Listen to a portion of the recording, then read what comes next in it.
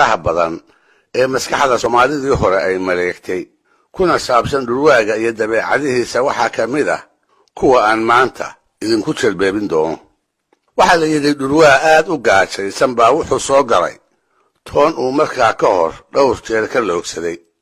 waxay ahayd toon uu dayrtii hore ka liibaanay oo xoolo la baylihiyey uu marba neef kala tegey. maantase meel loola guurayba ari iyo lo' toona midkoodna laguma oga, inkastoo qashku isqabsaday oo geed hoose iyo geed saraba ay dhirtu hamashowday. meelihii uu ceesaamaha iyo sabeenaha ku layn jiray isaga oo tuuxaynaya ayaa geeda dheerdheer oo hortiisa sariiran sharqani uga baxday. mar qura ayay hilidiiro cusubi ku soo korodhay. indhaha ayuu galkii ka soo bixiyey oo miciyihii isku lisay. wuxuu isu qaabiyey waxa sharqama inuu haabto soona qabsado. isaga oo aan hurdin buu riyoonayaa. sharqantii iyo shababaxdii u baxday buu u dhaga taagayaa.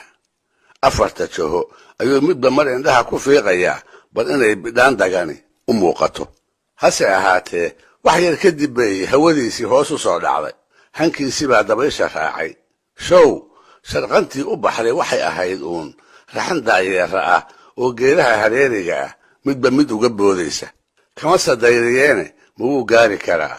ma wuu inta duuro dhirta dusheeda ugu tegi karaa? waa maya jawaabtu.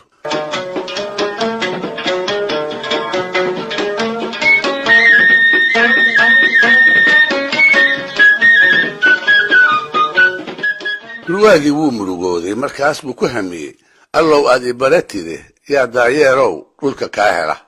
isaga oo sidaas isaga murugoonaya ayuu ku hambabaray laba daayeeroo ay laacdan uga caddahay. iyaga oo iscayrsanayana geedkii uu hoostiisa taagnaa dusha uga baxay. isaga oo cadyada qubaaya ayuu kor u dhowray.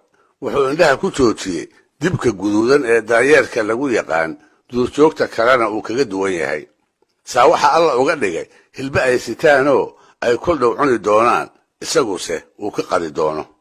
kolkaas buu inta madaxa hoos u rogtay wuxuu ku cataabay hilba waa nin waaye iyo nin dabada ku warwartay.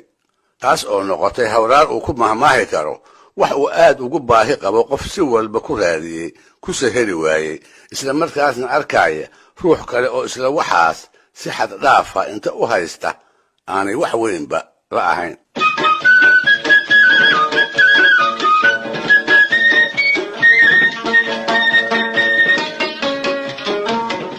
sidaan ku soo xusay barnaamijyadii kan ka horreeyey, dhulwaagu waa hilib ku nool, waxaan isaga ahaynna wax kuma falo. xoolaha la dhaqdo cadka iyo caanaha dartood haddii ay dadku u dhaqaalaystaan, dhulwaagu cadka oo keliya ayuu daneeyaa. cadkooda ayuunbuu u hamuuman yahay, caana inay leeyihiin iyo in kalena war iyo wacaalba uma uu hayo.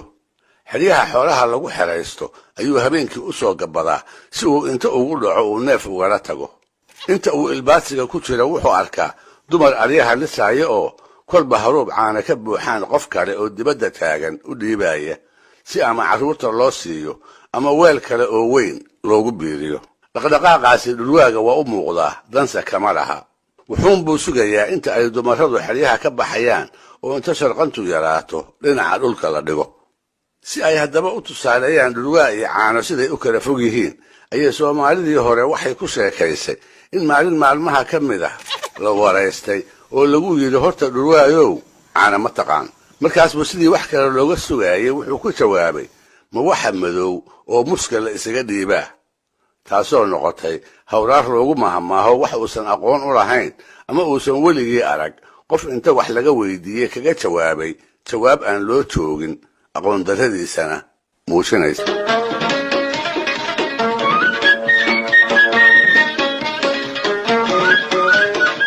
curufkiisa dadka dhab u yaqaanay waxay sheegaan dhulwaagu inuu ka mid yahay dugaagga neefka uu markaa diranayo inta uu bakhtiinsanayo aan u kaadine orodka kaga dherga. bal inuu caana waaye yahay, hasha ama saca uu cuni doono wuxuu ka abbaaraa goljilicda iyo candhada oo ah dadka xoolaha dhaqdaa xubnaha neefka kuwa ay ugu jecel yihiin. taasna waxaad ku rumaysan kartaa sheekadii laga reebay dhulwaagii geela daaqaaya inta soo weeraray ku hormaray hal dhowaan dhashay iyo nirigteedii. hashii ayuu haddiiba candhadii ka halakeeyey. markii ay ka baxsatayna nirigtii oo u kuftay ayuu faruuriyihii kow ka siistay oo orodkii ku liqay.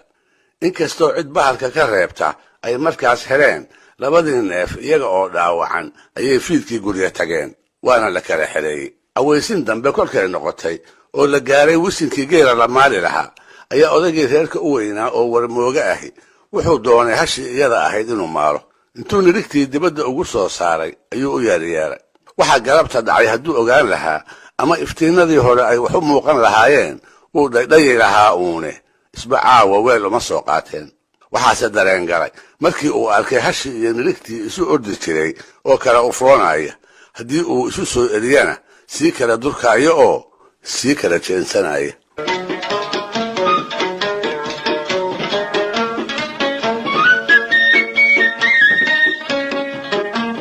waxaa la yidhi isla markaas uu odaygu hasha iyo nirigta isu soo duwaayo waxaa duleedka goraha geela taagnaa laba dhurwaa oo midi yahay kii galabta labada neef ilkaha daray odayga qudhiisa oo dhurwaayala hadal ahaa wuxuu wax gartay markuu maqlay dhurwaagii lamaanaha halakeeyey oo isaga oo qoslaaya kii kale ku leh maxay ku nuugtaa maxayse ka nuugtaa oo uu ula jeeday candha laga nuugo inaan caawa hashu goraha la imaan nirigtana faruuryo fayow oo ay wax ku nuugtaa aanay ku ool taasina waxay gadaalkii noqotay hawraar loogu maahmaaho cid iyada oo aan ogayn dhib weyn loo geystay isla markaasna guuldarrada lagu dhigay awgeed loogu wiirsanayo